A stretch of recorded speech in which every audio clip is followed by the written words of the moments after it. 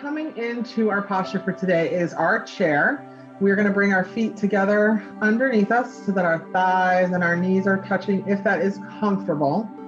Now, as we come into our chair, we want to think about as if we are sitting into a chair. So all of our weight is going to be centered in our feet connected down towards the earth, our heels pressing in, and we're going to take a nice big inhale. And as we exhale, we're going to take our bottom back towards the wall behind us as if we are sitting into our chair. So this would be our chair here with our weight coming back towards the wall behind us. We can also keep our hands here in prayer position, or we can reach out in front.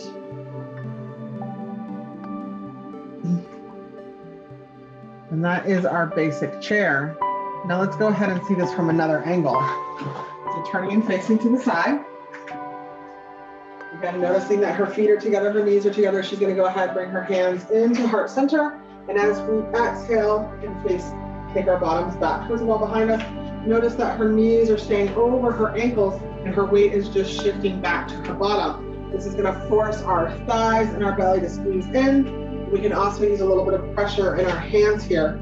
So you can see for her chair, all of her weight is in that bottom as if she's going to sit into a chair, and not as opposed to all of her feet are balancing in her knees. So this would be our basic chair from the side.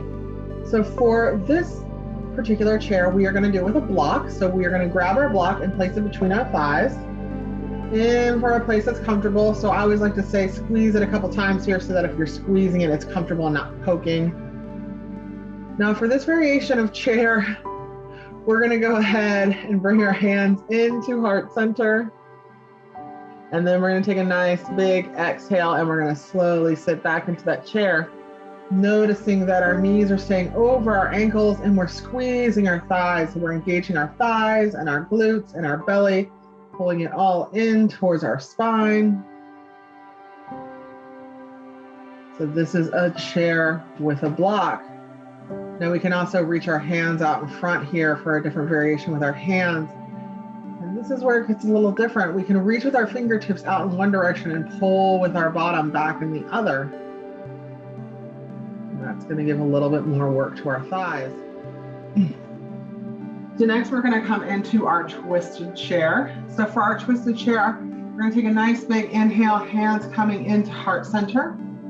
As we exhale, we're going to sit back into our chair as we did last time, making sure our knees are over our ankles, feet are connected. Now with our twisted chair, we can either hold as we twist, or we can do my favorite, which is flow as we twist. So we have a nice big inhale. We're going to squeeze our thighs, squeeze our glutes. It's going to help rise us up out of our chair.